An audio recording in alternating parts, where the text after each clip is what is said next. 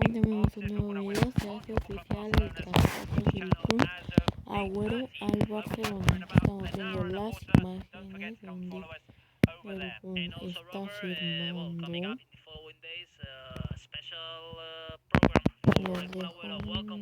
los comentarios del programa en inglés, pues no importa. Signing for FC Barcelona. Here now we are seeing the images of the special moment always of the signature of the contract. President John Laporta, Vice President Rafael Juste, and new top class player, new boss signing, the first one of the 21-22 campaign, Sergio Agüero. Definitely a top signing. We've been going over his numbers for Atletico de Madrid, for Manchester City, for Argentina as well. He's a renowned goal scorer and he will be finding the back of the net next season for Football Club Barcelona. There's the official handshake after signing his contract as a Barca player for the next season. He is the first signing for this upcoming 21-22 campaign. The first signing under new president Joan Laporta. Yes, the first signing probably of many more players that will join the club. Like always in football, the summer transfer market, well, lots of things happens. I think it's also going to be a busy summer for lots of clubs. Agüero, who played the Champions League final last Saturday, he lost against Chelsea 1-0. He played in the second half, and of course he will try to win one of the titles that he still doesn't have, this Champions League, playing for Barca in a new season, in a new exciting season, with all the youngsters that are in the club that have showed this year their level, added to the experience of players, of course.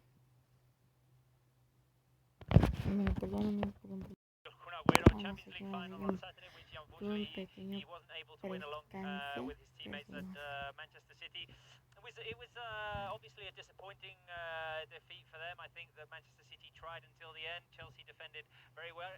Agüero came on in the second half, and when I saw that, I thought, oh, what a beautiful way it would be to leave Manchester City if he managed to score a goal. An important goal it would have been if he'd scored an equaliser.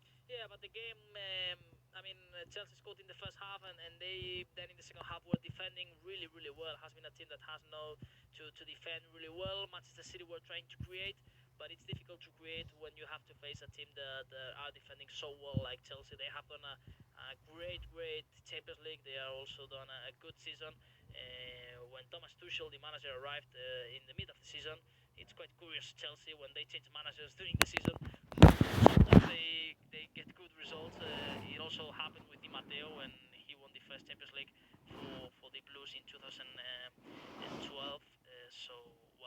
Of course, special tournament for Chelsea, and congratulations, of course, to the Chelsea's family. Yeah, and in spite of that defeat, Agüero has had some great moments for Manchester City. You were mentioning before, Bruno, about how he scored that 94th minute goal in the first Premier League title for them in a very long time. Agüero's become an icon for Manchester City, and you could see that in all the farewell tour that he's had in these last few days for Manchester City. You saw Pep Guardiola got very emotional talking about Agüero as a player and as a human being, as a person.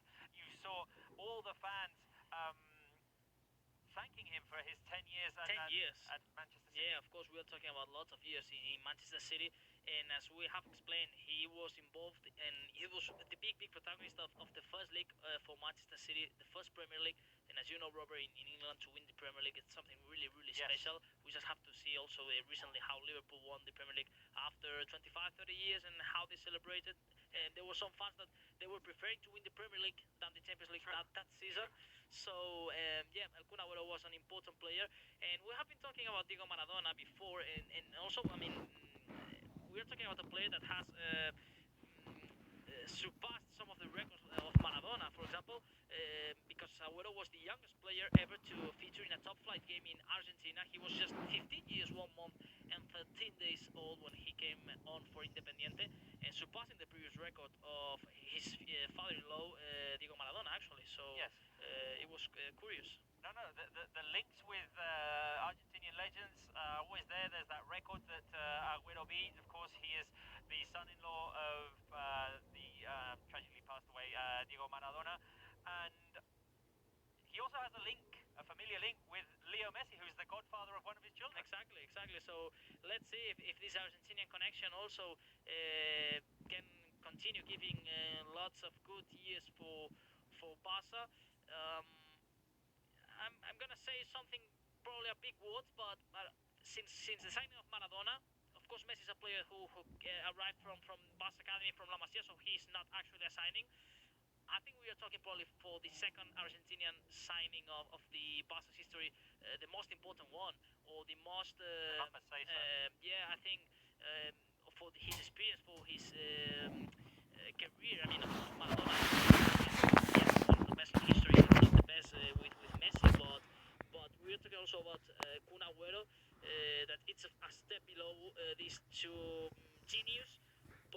But I mean, he's one of the top important players in Argentina. Just to be very clear, we're not saying that Messi is not in this race. We're just counting Messi as a champ. Absolutely, we're absolutely, counting absolutely. Messi as a homegrown player. So we would say that Maradona is probably the best Argentinian signing, but Kun Agüero can be in the list, at least, would for be sure. second. The number for the Argentine national team. I also remember a lot of excitement back in 2001 when we signed Javier Saviola. Then Saviola wasn't as prolific as a goal scorer as Agüero has been in his career. I remember we were talking about presentations with fans. There was a lot of excitement when we signed Saviola. Yes, but this, Robert, when you arrived to Europe for first time, Saviola was arriving from River Plate. It's sometimes it's not easy because you shine a lot in your league in South America, but then to arrive to Europe to compete with the best players in the world, sometimes you don't feel, or you don't fit the expectations that you have put on you. And in this case, Agüero did it really well with Atletico de Madrid when he arrived from Independiente, and now, of course, he arrives from Manchester City. So, I mean, it's a talented player that has a great career. So, I don't think anyone is gonna doubt about his talent, and he can help, of course, a lot to the club. Well, we're seeing Sergio Agüero. This is footage from a few minutes ago when Agüero was on the turf at Camp Nou wearing that Barca jersey. He's now getting changed for the official press conference. We'll be offering you that in just a few minutes.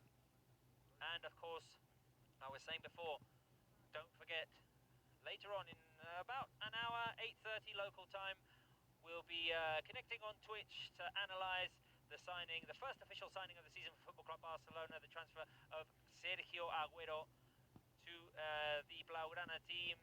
Sarah Salapor and myself will be breaking down the pros of this new signing for Barca. Yes, now we start to see some people here in the auditori, the place where Kun Agüero is going to give his first press conference to the media. And well, a busy summer, not just for Agüero, for lots of Barca players that also will join now the Euro 2020 that will be played this summer. We also have the Olympic Games. I mean, lots of games in a crazy calendar this season, and hopefully, let's see if 21-22 campaign starts to be a more normal season again with the dates, because of course we have to remember the last season everything started late, so there were games practically 2 games per week, practically every single week, and and and it's gonna be also important to see how the players arrive physically to the preseason. That is gonna be, and I expect that it's gonna be really short this year, because we don't have yet the official dates, but La Liga wants to start around 14th, 15th August. So I mean, it's gonna be also important to manage minutes now with national teams, and to rest well in summer the couple of weeks or 3 that these players are gonna have this year. Well, it's definitely been a very intense season, this 2021 one. It started late, very compact. 2 games every week, more or less. So it's been very fatiguing for the players. Of course, now there are international tournaments as well. We're seeing everyone getting ready at the Auditori Milbucens Norandano for the press conference. We'll be translating as soon as it starts. But yeah, my wish for 21-22, for the 21-22 season, or I have 2 wishes. One, for the fans to be back at stadiums, because that is the essence of football, of course. And the other one it not to be as compact a schedule. We were and for injuries also, Robert. For injuries, for everyone in to the be able to spectacle. breathe a little bit more. Exactly. And your first wish, I think, and I hope that it will be okay to have fans in August. Actually, Seville is going to be one of the venues of the Euro 2020, and they're going to allow around 15, 20,000 people every game. There is also a friendly next week in Madrid, Spain, Portugal, in the Wanda Metropolitano, and also there will be around 20,000, 25,000 fans. So yeah, hopefully fans are going to be back in the stands. And Robert, first team activity, of course, is over for the year because now all the players are with their national teams. But well, the women's team they won the treble actually yesterday, and they still have some league games to I think to celebrate to join with the fans these titles. The league will end of June. We also have the ACB basketball league playoffs. Unfortunately, Barca lost yesterday the final of the EuroLeague, but now they have the chance to win the league. There is also the playoffs of futsal that will start tomorrow on Barca TV Plus. Also, Barca Inter, one of the best games of futsal that one can enjoy. So I mean, the handball team exactly in the final four of the European Champions League. So yeah, the first team is over, but of course But the season's not over if you're a Barca fan. If you follow all the other teams. And we recommend you to follow all the rest of the action because it's amazing to have a club and to be a fan of a club that can win every single season a Champions League in first team of football, the women's football, basketball, handball, hockey. It's more than a club. Futsal. No, definitely. There's still plenty to go. There's more or less a month competition for several